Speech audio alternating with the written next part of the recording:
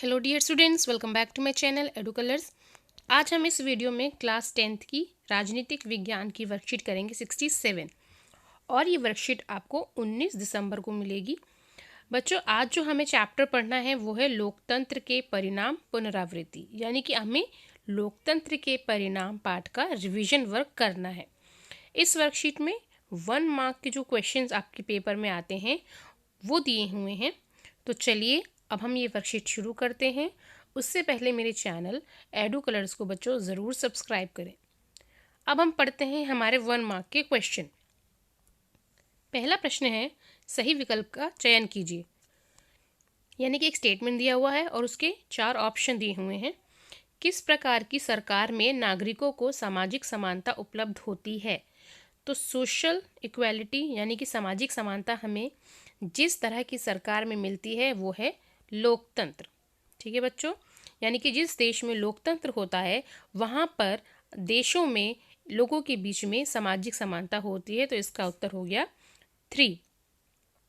अगला क्वेश्चन है, रेखांकित शब्दों को सही करके वाक्य को पुनः लिखिए। यहाँ पर एक वर्ड लिखा हुआ है जिसको अंडरलाइन किया हुआ है। अब ये वर्ड जो है हमें ये बदलना है क्योंकि यहाँ पर ये गलत है। तो निरंकुश सरकार वैध सरकार होती है। वैध मतलब वैलिड। तो वैध सरकार निरंकुश सरकार नहीं हो सकती। तो यहाँ का जो उत्तर होगा वो होगी लोकतांत्रिक सरकार।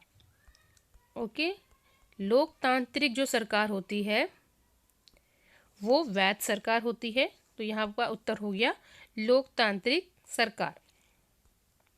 अगला प्रश्न है, सत्य व असत्य बताइए। सूचना के अधिकार के सरकार के कार्यों के बारे में जानकारी प्राप्त की जा सकती है। यानी कि सूचना के अधिकार से सरकार के कार्यों के बारे में जानकारी प्राप्त की जा सकती है। यह हो गया सत्य। हमें अगर अगर हम एक आम नागरिक हैं या हम कोई भी हैं, हम सूचना के अधिकार के तहत जो भारतीय सरकार है या किसी भी जो भी विभाग हैं उनसे अगर हमें कोई सूचना प्राप्त करनी है तो इस अधिकार के तहत हम वो सूचना प्राप्त कर सकते हैं।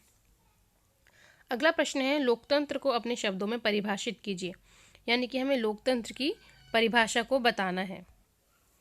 तो उसका उत्तर होगा, लोकतंत्र एक ऐसी शासन प्रणाली है जिसके अंतर्गत जनता अपनी मर्जी से चुनाव में आए हुए किसी भी दल को वोट देकर अपना प्रतिनिधि चुन सकती है तथा उसकी सत्ता बना सकती है। लोकतंत्र 2 शब्दों से मिलकर बना है। लोक यानी कि लोग जनता, तंत्र मतलब शासन। ठीक है, तो ये हो गया हमारे 1 मार्क का क्वेश्चन, लोकतंत्र की परिभाषा। अब हम चलते हैं 3 से 5 अंक वाले प्रश्नों की ओर। तो इसका प्रश्न है, शिकायतें किस प्रकार लोकतंत्र को सफल बनाने में सहयोग देती हैं? तो बच्चों, शिकायतें जो हैं, अगर हम एक लोकतांत्रिक सरकार में अगर हैं तो अगर हम शिकायतें करते हैं तो वो शिकायतें किस प्रकार लोकतंत्र को और अधिक सफल बनाती हैं। जैसे कि लोकतंत्र में अगर जनता को अपने विचार व्यक्त करने की आज़ादी होती है, लोकतंत्र में जनता सरकार की कमियों को उजागर कर सकती है, अपनी शिकायतें दर्ज करवा सकती है। शिकायतें पहुंचने पर सरकार जल्दी कार्रवाई करती है, वह लोकतंत्र भी मजबूत होता है। तो मतलब कि अगर आप शिकायतें करते हैं, ऐसी अगर लोकतांत्रिक सरकार में आप रहते हैं और आप जनता जो है वो सरकार की शिकायत करती है, विभागों की शिकायत करती है, तो शिकायतों से क्या होता है, क्योंकि लोकतांत्रिक सरकार में सरकार जो है वो लोगों के लिए काम करती है। तो अगर आप शिकायतें करते हैं या आपको कोई चीज़ पसंद नहीं है या आपको किसी तरीके की सूचना चाहिए, तो ये सारी चीज़ें जो आपको लोकतांत्रिक सरकार में ही मिलेगी। दूसरा प्रश्न है, लोकतंत्र के कौन कौन से परिणाम अपेक्षित हैं? यानी लोकतंत्र से हमें क्या मिलना चाहिए। अगर हमारे देश में एक लोकतांत्रिक सरकार है तो हमें क्या हमारी अपेक्षाएं होनी चाहिए। पहला, लोकतंत्र को सभी को एक वोट देने का अधिकार देता है। यानी कि एक व्यक्ति एक वोट। इसका मतलब है कि लोकतंत्र में किसी भी तरह का प्रभुत्व टकराव नहीं होता। किसी तरह का भी प्रभुत्व और टकराव नहीं होता क्योंकि सभी व्यक्ति के पास अपना वोट देने का अधिकार होता है। लोकतंत्र एक जवाबदेही सरकार है। यानी कि लोकतंत्र एक जवाबदेही वाली सरकार है। अगर जनता को किसी तरह की सूचना चाहिए या अगर जनता ने किसी तरह की शिकायत कर दी तो उसका निवारण करना लोकतांत्रिक सरकार का कर्तव्य है, क्योंकि लोगों को चुनावी प्रक्रिया के माध्यम से अपने प्रतिनिधियों को चुनने का अधिकार है। ये चुने हुए प्रतिनिधि सरकार बनाते हैं। लोकतांत्रिक सरकार अधिक पारदर्शी होती है। यानी कि आपको सारी चीज़ें सरकार में क्या हो रहा है वो सारी चीज़ें पता होती हैं, क्योंकि तभी जनता के पास यह जानने का अधिकार होगा कि फैसले किन तरीकों से लिए जाएं या सरकार ने कोई कार्य कैसे किया। लोकतांत्रिक सरकार में गरीबी व असमानता नहीं होनी चाहिए व लोकतांत्रिक सरकार में विविधताओं का सम्मान होना चाहिए, यानी कि जो अलग अलग धर्म के लोग हैं, जाति के लोग हैं, तो इन सबका सम्मान हमें लोकतांत्रिक सरकार में ही मिलना चाहिए। अगला प्रश्न है, लोकतांत्रिक व्यवस्था को शासन की अन्य व्यवस्थाओं से बेहतर क्यों माना जाता है? यानी कि क्यों किसी देश में लोकतंत्र ही होना चाहिए, अन्य कोई शासन प्रणाली नहीं होनी चाहिए? तो लोकतंत्र शासन में सभी को अपनी सरकार चुनने का अधिकार होता है। नागरिक देश के विकास में बढ़ चढ़कर हिस्सा लेते हैं।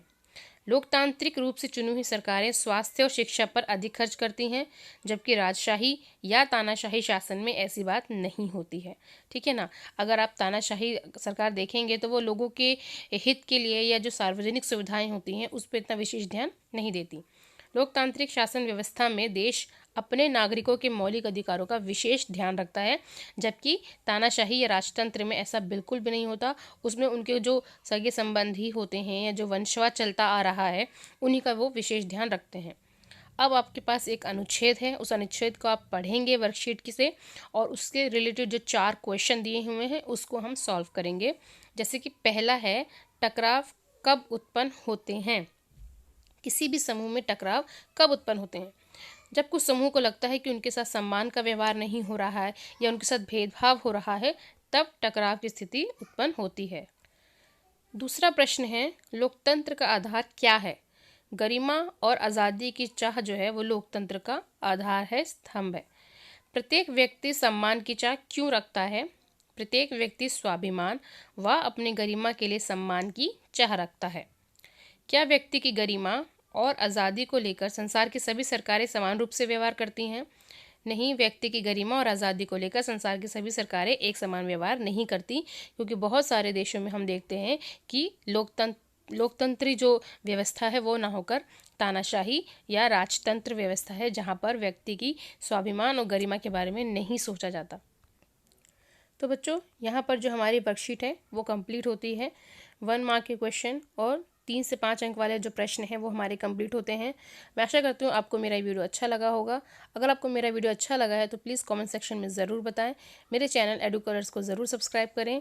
वीडियो देखने के लिए थैंक यू सो मच।